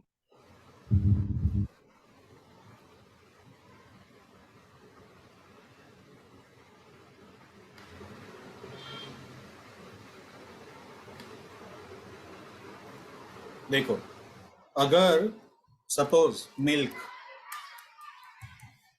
2012 में, सपोज 2011 में 50 रुपीज पर लीटर था, ठीक है, 2012 में इन्फ्लेशन 10% आ गया, तो ये 50 रुपीज का मिल्क 2012 में कितने रुपीज में मिलेगा? 55। 50 प्लस 10% यानी कि 55। ठीक है, तो यहाँ पे 2011 का 1 रुपया, यानी कि ये एग्जाम्पल है 50 रुपीज, 50 में 10% ऐड करूंगा तो मुझे 2012 मिलता है। तो अगर 2011 का 1 रुपया है तो वो सेम 2012 का कितना होगा, तो 1.1 रुपये होगा। यानी कि जो प्रोडक्ट 2011 में 1 रुपये में मिल रहा था वो 2012 में 1.1 रुपये में मिलेगा। तो फिर समझा? सर वो 2011 में क्यों लिखा है? वो 2007 सुन, 2011 में 50 रुपये में मिल्क था, तो 2012 में कितने में मिलेगा वो मुझे फाइंड करना है। लेकिन 2012 में मैं लिखूंगा नहीं, लिखूंगा 2011 में। मैं 2011 का जो प्राइस है उसको 2012 के लेवल पे लेके आने को ट्राई कर रहा हूँ, लेकिन वो प्राइस 2011 का ही है, 12 का नहीं है। हाँ ठीक है सर। 50 रुपया 2011 में था, 10% ऐड करके मुझे मिला 2012 का प्राइस लेवल। ठीक है, यानी कि मैं ऐसे बोलूंगा कि मेरा 2011 में जो भी इनकम था उसमें से 50 रुपया मिल्क का जा रहा था। अब अगर वही खर्चा मैं 2012 में करता तो मेरा 50 रुपये की जगह पे 55 रुपीज का खर्चा होता। सेम वे अगर मैं इसे बोलूँ कि अगर 2011 में मैं 1,000 रुपया कमा रहा था तो वो 1,000 का वैल्यू 2012 के हिसाब से कितना, तो 2012 के हिसाब से उसका वैल्यू 10% ऐड करके 1,100 रुपया हो जाए। लेकिन ये इनकम किसका है? 2011 का इनकम है। अगर मैं उसको इक्विवेलेंट टू 2012 में लिखूं तो वो 1,100 रुपया होगा। तो समझ रहा है क्या मैं क्या बोल रहा हूँ? हाँ, 2011 का जो इनकम है वो 1000 रहेगा। यानी कि अपन ऐसा बोलते हैं ना कि जैसे अगर अपने घर पे दादा दादी वगैरह रह गए तो वो बोलेंगे कि मैं 1960 में मैं मेरा महीने का इनकम 200 रुपया था। ठीक है, तो आज का उसका वैल्यू कितना? या फिर अगर मैं ऐसे बोलूँ कि 1960 में 1 तोला सोना, ठीक है, 1 तोला गोल्ड, वो सपोज 400 रुपये में आता था, तो आज कितने में आता है? ठीक है, तो आज वो वैल्यू बढ़ के हो गया 50,000। ठीक है, तो वो 1960 को अगर मैं आज के वैल्यू पे लेके आऊँ तो 50,000 होगा। लेकिन वो इनकम, वो कॉस्ट कौन से ईयर का है, तो 1960 का ही है। तो मैं यहाँ पे 2011 में जो भी प्रॉफिट कमा रहा हूँ, ये देखो 2011 में प्रॉफिट कितना कमा रहा हूँ, तो 525 कमा रहा हूँ। ठीक है, तो ये 525 का जो प्रॉफिट है, अगर मुझे वो करंट ईयर के प्राइस लेवल पे लेके आना है तो मैं किससे मल्टीप्लाई करूं, वो फैक्टर में यहाँ पे फाइंड कर रहा हूँ। तो मुझे 1.1 से मल्टीप्लाई करके वो 2012 के प्राइस लेवल पे आएगा। ओके, समझा। समझा? हाँ ठीक है, बाकी सब लोग को समझा क्या मैं क्या बोल रहा हूँ? एवरीवन? हाँ sir. Yes sir. Okay, same way अगर 2010 में कोई एक प्रोडक्ट 1 रुपए में आता था, 2010 में कोई प्रोडक्ट 1 रुपए में आता था, तो वो सेम प्रोडक्ट 2012 में कितने रुपए से मिलेगा? ठीक है, 2010 में कोई एक प्रोडक्ट 1 रुपए में आता था, तो वही प्रोडक्ट को खरीदने के लिए 2012 में अपने को कितना अमाउंट पे करना पड़ेगा? तो पहले 1 प्लस 10% 2011 का इन्फ्लेशन, बराबर, हाँ प्लस 10% 2012 का इन्फ्लेशन, ठीक है, तो वो वैल्यू कितना हो जाएगा? मुझे सर ये पूछना था कि ये एंड में जो 10% है वो 1.1 पे कैलकुलेट होगा कि अरन तेरा वॉइस है ना, क्रैक हो रहा है। सर अभी आ रहा है? हाँ हाँ, अभी बोल। हाँ सर, 10% जो 2012 का है इन्फ्लेशन फैक्टर, हाँ, वो 1 पे कैलकुलेट होगा या 1.1 पे कैलकुलेट होगा? नहीं, पहले अगर तू 2011 का निकाल रहा है ना, तो 2011 का 1 रुपया यानी कि 2012 का कितना, तो 1 प्लस 10% 2012 का तो 10% ऐड करेगा तो 1.1 आएगा। और वैसे अगर तू 2010 का 1 रुपया यानी कि 2012 का कितना, तो डायरेक्ट 2012 का नहीं मिलेगा, तो पहले तो 1 में 2011 का 10% ऐड किया तो तुझे 2011 का मिला, उस पे वापस 10% 2012 का ऐड किया तो तुझे 2012 का मिलेगा, यानी कि 10% 11 का भी ऐड करना है और 10% 12 का भी ऐड करना है। समझा सर, समझा। समझा? वैसे तो डायरेक्टली 12 का नहीं मिलेगा, पहले 10 से 11 पे आना पड़ेगा, 11 से 12 पे जाना पड़ेगा।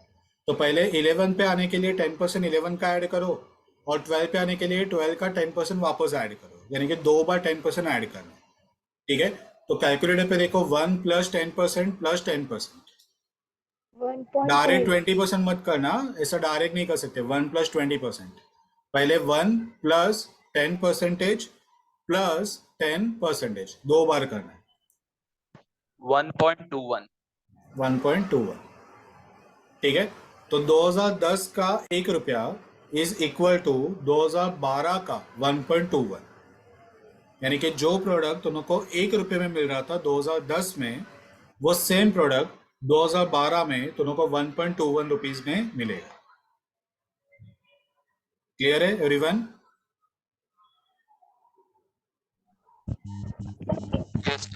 इसका वैल्यू 2012 में 1. हाँ, 1.21 हो जाएगा। हाँ तो एक बार वापस प्रीति क्वेश्चन रिपीट करना, तेरा वॉइस क्लियर नहीं है मुझे। मतलब 2010 में 1 रुपीज का वैल्यू 1 रुपीज जो है वो 2012 में उसका वैल्यू 1.21 है। 1.21 हो गया, बराबर। अब जैसे ऐसे इमेजिन करो कि तुम लोग 2010 में एक्लेयर परचेस कर रहे थे, 1 रुपये का एक्लेयर आता था, तो 2012 में वो एक्लेयर चॉकलेट कितने में आएगा, तो वो 1.21 में आएगा। ओके समझा सर। समझा?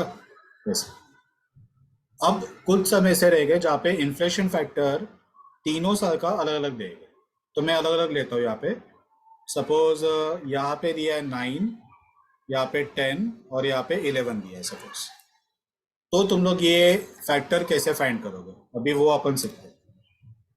ठीक है, तो पहले क्या करने का, करंट ईयर का ऑलवेज 1 लेने का, तो ये मैंने 1 पकड़ा। ठीक है, आज का 1 रुपया नहीं कि आज का 1 रुपया ही है, ठीक है, उस पर कोई डाउट है नहीं। अब 2011 में 1 रुपये में जो प्रोडक्ट आता था, वो प्रोडक्ट खरीदने के लिए 2012 में कितना अमाउंट पे करना पड़ेगा, तो 1 रुपये में मैं कितना ऐड करूं, 10% ऐड करूं या 11% ऐड करूं?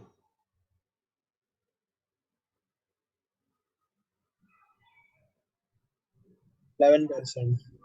11%। मैं क्वेश्चन एक बार रिपीट करता हूँ। 2011 में कोई एक प्रोडक्ट था जो 1 रुपये में मिलता था, 2011 में कोई प्रोडक्ट था जो 1 रुपये में मिलता था, तो वो प्रोडक्ट अभी 2012 में अगर खरीदने को गए तो कितने में मिलेगा, तो दोनों कौन सा इन्फ्लेशन ऐड करोगे, 11 का या 12 का? 12 का। 12 का, क्योंकि 12 का। रेट बढ़ गया है ना। ठीक है, 12 में इन्फ्लेशन बढ़ गया, तो दोनों 12 का इन्फ्लेशन रेट ऐड करोगे तो 1 प्लस 11% होगा, कितना आएगा बताओ? 1.11। 1.11। ठीक है। अब कोई एक प्रोडक्ट था जो 2010 में 1 रुपए में मिलता था। कोई एक प्रोडक्ट है जो 2010 में 1 रुपए में मिलता था। अब वही प्रोडक्ट 2012 में कितने में मिलेगा? तो 1 रुपए में मुझे 11 का इन्फ्लेशन ऐड करना है और 12 का इन्फ्लेशन ऐड करना है। 2011 का इन्फ्लेशन ऐड करना है, 2012 का इन्फ्लेशन ऐड करना है। तो मैं कौन कौन सा रेट लूँ? 9 और 10 लूँ या 10 और 11 लूँ? 10 और 11। 10 और 11। एवरीवन एग्री करते हो? Yes. Yes sir. Yes. 1 plus 10%, तो दोनों को 2011 का प्राइस लेवल मिलेगा। उसमें तुम लोग 2012 का 11% ऐड करोगे तो तुम लोग को 2012 का प्राइस लेवल मिलेगा। तो दोनों को 1 प्लस 10% प्लस 11%। कैलकुलेटर पे सेम वैसे ही करना है, डायरेक्ट शॉर्टकट यूज नहीं होगा। 1 प्लस 21% नहीं कर सकते। ठीक है, तो पहले 1 प्लस 10% प्लस 11%। कितना आ रहा है बताओ? 1.221। 1.221। क्लियर है क्या सबको? Yes sir. हाँ सर। ठीक है, श्योर समझा रहा एवरीवन? हाँ सर। हाँ सर। ओके, तभी वही यहाँ पे अपने को यूज करना है। देखो, ईयर एंडेड 2014, 2013, 2012। ईबीआईटी दिया है, नॉन ब्रांडेड का इनकम दिया है, इन्फ्लेशन का रेट दिया है, परसेंटेज दिया है 8, 15 और 11। रेम्यूनरेशन ऑफ कैपिटल दिया है 6% of average capital employed. Average capital employed दिया है 1450। टैक्स रेट दिया है 30%। कैपिटलाइजेशन फैक्टर है 15%। सिर्फ एक ही नया पार्ट है कि ये इन्फ्लेशन का पहले वाले सब में डायरेक्ट फैक्टर दे दिया था, ये वाले सब में फैक्टर देने की जगह पे तुम को रेट दिया है। ठीक है, ये सब में देखो डायरेक्टली फैक्टर दे दिया था, अब तुम को फैक्टर नहीं दिया, तुम को रेट दिया है। तो फैक्टर कैसे मिलेगा, जस्ट वो एक नया पार्ट है। मैं बाकी का पार्ट तुम लोग के ऊपर ही रखूंगा, सिर्फ ये फैक्टर वाला जो पार्ट है वो मैं तुम को बता दूँ।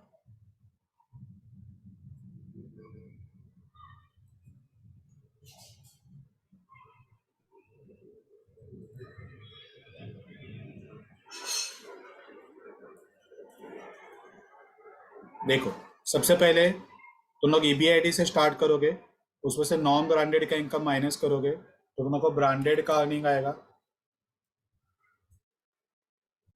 ठीक है, उसके बाद में तुम लोग इन्फ्लेशन एडजस्टेड फैक्टर लोगे। ठीक है, अब ईयर्स कौन कौन सा है ये सब में, तो पहले है 2014, 2013, 2012। तो मुझे बताओ 1 किसको पकड़ू मैं? 1 किसको लूँ? 2014।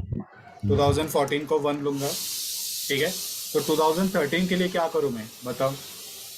3 रेट दिया है, 8, 15 और 11। क्या ऐड करूं, 8% या 15%? 8।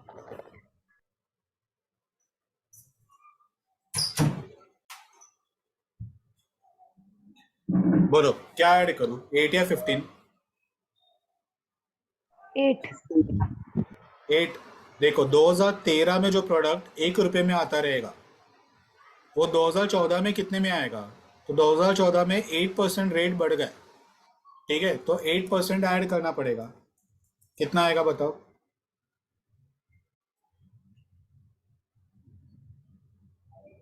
1.08। 1.8। हाँ। बराबर है क्या? हाँ। हाँ सर।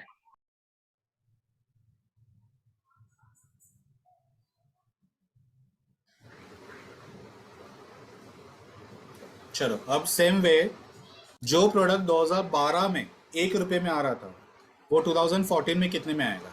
तो बताओ क्या करूं मैं? 1 प्लस 8% प्लस 15%। बराबर। पहले तो लोग 15% ऐड करोगे तो वो 2012 का प्राइस लेवल 2013 पे आ जाएगा। ठीक है, बाद में 2013 को 2014 पे लेके आने के लिए 8% वापस ऐड करना पड़ेगा। तो टोटल कितना हो जाएगा? 1 प्लस 15% प्लस 8%। 1.242। 242। क्लियर है क्या सबको? एवरीवन?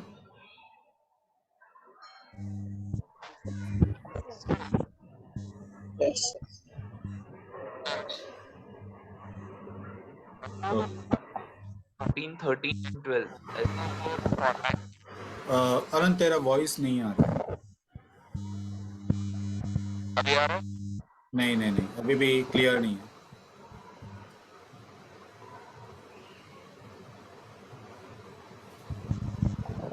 अभी आ रहा है सर वॉइस? हाँ, अभी थोड़ा बहुत क्लियर है, बोल। सर अभी ईयर डे इसमें ना 2014, 13, 12 वन हम लोग हमेशा लेटेस्ट ईयर में ही कंसिडर करेंगे क्या? हाँ, 1 ऑलवेज करंट ईयर में आएगा। करंट ईयर में 1 रुपया नहीं, 1 रुपया। आज का 100 रुपया नहीं, 100 रुपया। ठीक है, लास्ट ईयर का जो है वो अपने को आज के लेवल पे लेके आना है। तो आज का जो रेट है वो आज के करंट इन्फ्लेशन के हिसाब से ही है, उस पर कोई एडजस्टमेंट नहीं करना है। तो वो ऑलवेज 1 ही पकड़ना है। ठीक है, जो प्रीवियस ईयर का उसको दोनों को करंट ईयर पे लेके आना है। Okay sir, got it. चलो, अभी बाकी का जो है वो दोनों का प्रीवियस सम का ही सेम फॉर्मेट है। सिर्फ ये एक पार्ट नया था, ये पार्ट दोनों को दिया हुआ नहीं था, तो ये हमने फाइंड कर लिया। बाकी का पार्ट दोनों ट्राई करोगे अभी?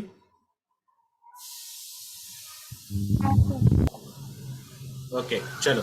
तो ब्रांड का वैल्यू कितना आ रहा है वो चैट बॉक्स पे डालो। ठीक है, आगे का सम सॉल्व करो। सेम लाइन पे प्रीवियस सम का था वैसे ही सॉल्यूशन फॉलो करना है।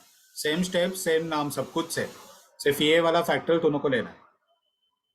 ठीक है, चलो ट्राई करो।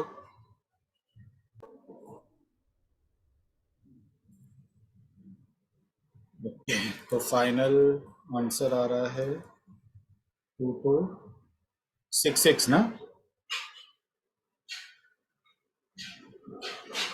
2266.4।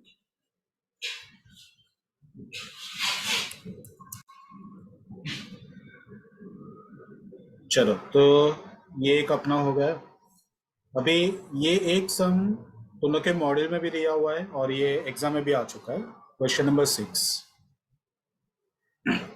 तो ये वाले फॉर्मेट का जो भी सम एग्जाम में आएगा उस पर यही स्टेप्स फॉलो करना है। 4 एंड 5 सिमिलर है, सिर्फ इन्फ्लेशन फैक्टर का डिफरेंस था, बाकी पूरा डिट्टो सम सेम है। इसके और भी सम एग्जाम में आए हैं, लेकिन मैंने सिर्फ 2 सम को बुक में डाला था। ठीक है, यही फॉर्मेट में एग्जाम में आते हैं तो। चलो, अभी नेक्स्ट क्वेश्चन नंबर 6 देखते हैं। क्वेश्चन नंबर 6 के सॉल्यूशन में ना एक मिस्टेक है।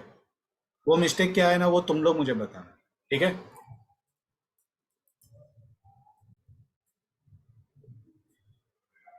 the following data is given to you regarding a company having share in branded portion as well as unbranded portion। यानी कि कंपनी के branded as well as unbranded दोनों प्रोडक्ट्स मार्केट में अवेलेबल है। ब्रांडेड रिवेन्यू यानी कि revenue बोला तो sales 500 per unit. Unbranded revenue 120 per unit. Branded cost 350 per unit. Unbranded का कॉस्ट 100 पर unit. Research and development 20 per unit। Branded product 1 lakh units। Unbranded product 40,000 units। Tax rate 39.55%। Capitalization factor 18%। Calculate value of brand. अभी देखो ये कैसे काम करेगा।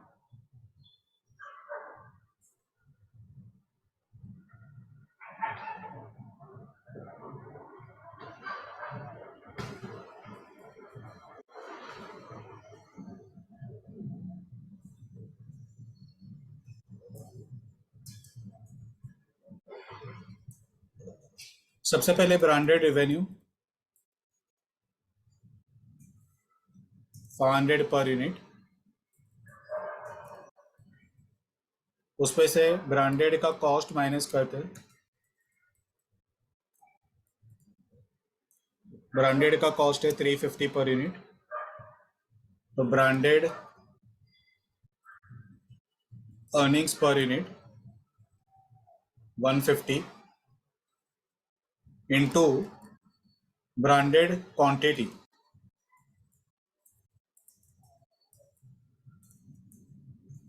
1 lakh unit है, तो टोटल ब्रांडेड अर्निंग वो होगा 150 लैक्स। ठीक है, 150 rupees per unit into 1 lakh units, तो 150 लैक्स।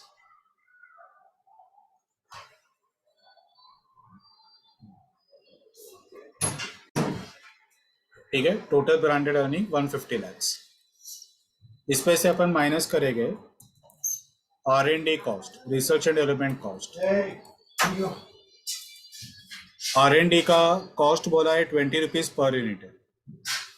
ठीक है, और नंबर ऑफ यूनिट है 1 लाख प्लस 40,000।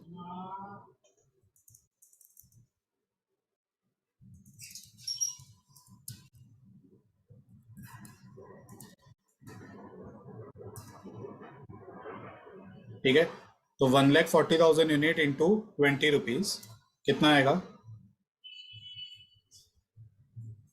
तो 28 lakhs. 28 lakhs। तो दोनों को मिलेगा net branded profit 150 lakhs minus 28 lakhs 122 lakhs।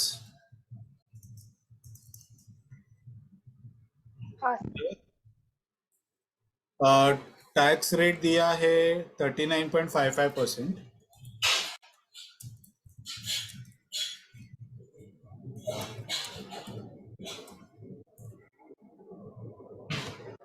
तो branded earning after tax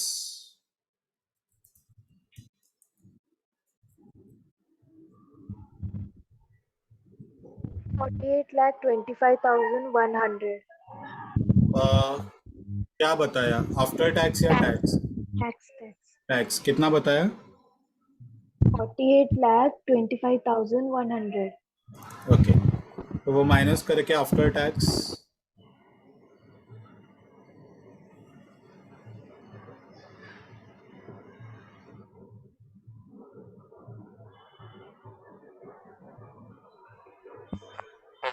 Three lakh 70.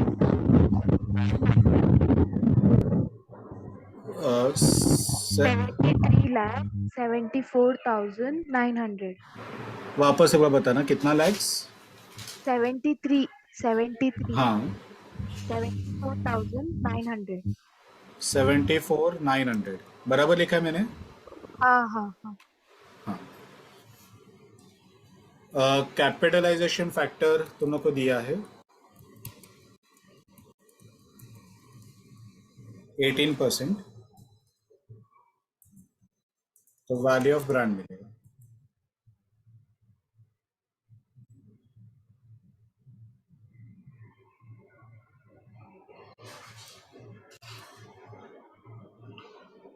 इसको डिवाइड करना है 18% से।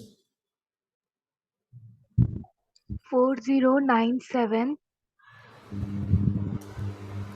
लैक्स नहीं 4097 ट्रिपल 6.66. ओके, तो 7 कर देता हूँ।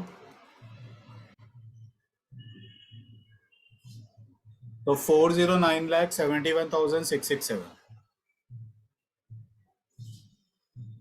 यानी कि 4,09,71,667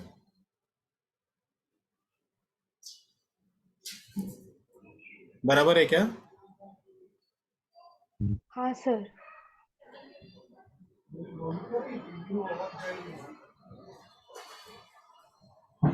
ठीक है, तो यहाँ पे देखो, पहले मैंने क्या किया, पहले ब्रांडेड का सेल्स, उसमें से ब्रांडेड का कॉस्ट माइनस किया, तो मुझे ब्रांडेड का प्रॉफिट पर यूनिट मिला।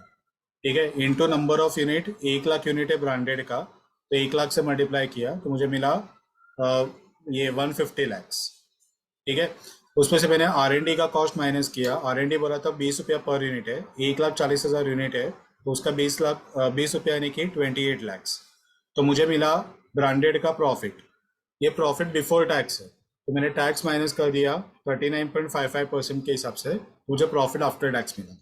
अब प्रीवियस सम और ये सब में मेजर डिफरेंस ये है कि प्रीवियस सम में तो उनको कॉस्ट ऑफ कैपिटल भी दिया था, एवरेज कैपिटल एम्प्लॉयड वगैरह दिया था, ये समय दोनों को एवरेज कैपिटल एम्प्लॉयड नहीं दिया, ठीक है। तो दोनों को टेंजिबल का प्रॉफिट जो माइनस करते हो तो दोनों को इंटेंजिबल का प्रॉफिट आता है, बाद में कैपिटलाइज करते हो, तो वो पार्ट ये सब में दिया हुआ नहीं है, ठीक है। वो नहीं दिया तो अपन कुछ नहीं कर सकते, उसको छोड़ दिया। तो डायरेक्टली ये जो आया प्रॉफिट आफ्टर टैक्स, उसी को मैंने कैपिटलाइज किया 18% से, मुझे वैल्यू ऑफ ब्रांड मिल गया, ठीक है। अब ये सॉल्यूशन में एक मिस्टेक है, वो क्या है वो दोनों मुझे बताओ। सर हाँ,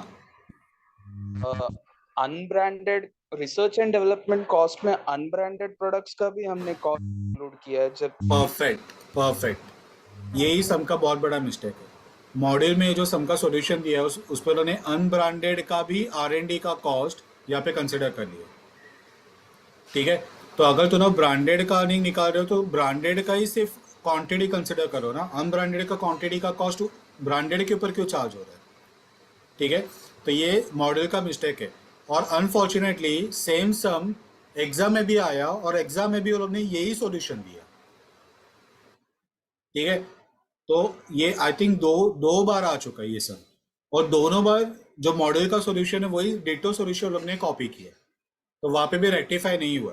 तो तुम लोग को याद करके यहाँ पे अनब्रांडेड का जो है वो भी तुम लोग को कंसिडर करना है, या फिर अपने सेफ्टी के लिए एग्जाम में नोट लिख के आना कि यहाँ पे सिर्फ ब्रांडेड का R&D का कॉस्ट लिया है, अनब्रांडेड का नहीं लिया है। लेकिन वो थोड़ा सा रिस्की होगा क्योंकि ये जो समय वो मॉड्यूल में भी दिया हुआ है और 2 बार सजेस्टेड में सेम आंसर दिया है, तो बेटर ये रहेगा कि नोट लिखने से अच्छा है कि जो यही सॉल्यूशन है यही दोनों का एग्जाम में छाप के आना, ठीक है। वो ज्यादा बेटर दोनों के लिए सिचुएशन है। सर हाँ, ऐसा लॉजिक तो नहीं है ना कि since we are finding value of brand, तो हाँ, वैल्यू इतना हो इतना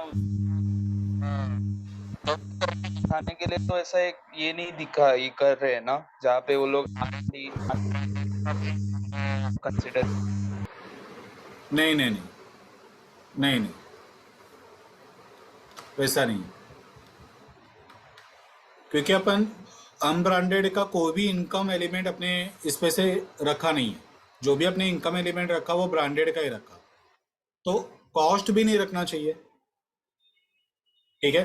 तो इसके लिए जो अनब्रांडेड के लिए R&D का प्रपोर्शनेट कॉस्ट है वो नहीं आना चाहिए, क्योंकि इसमें अनब्रांडेड को हम वापस कंसिडर कर रहे हैं, तो कम वैल्यू दिखाई दे, कम वैल्यू हम लोग। हाँ।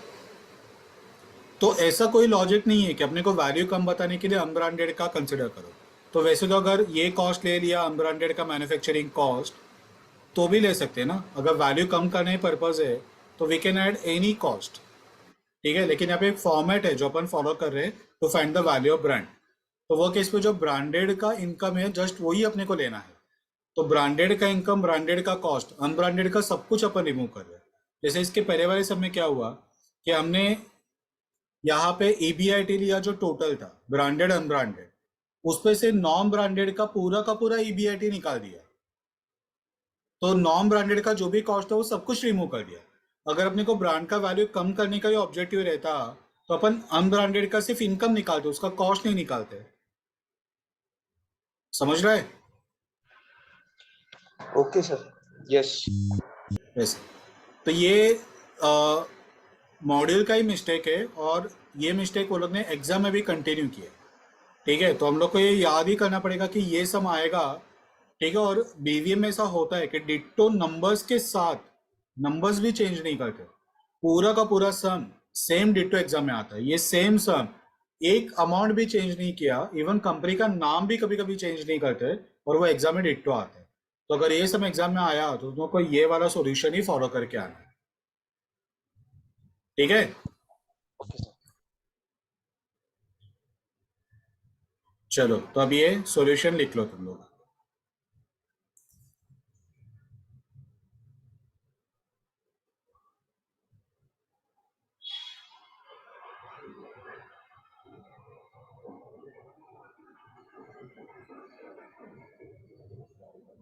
अ,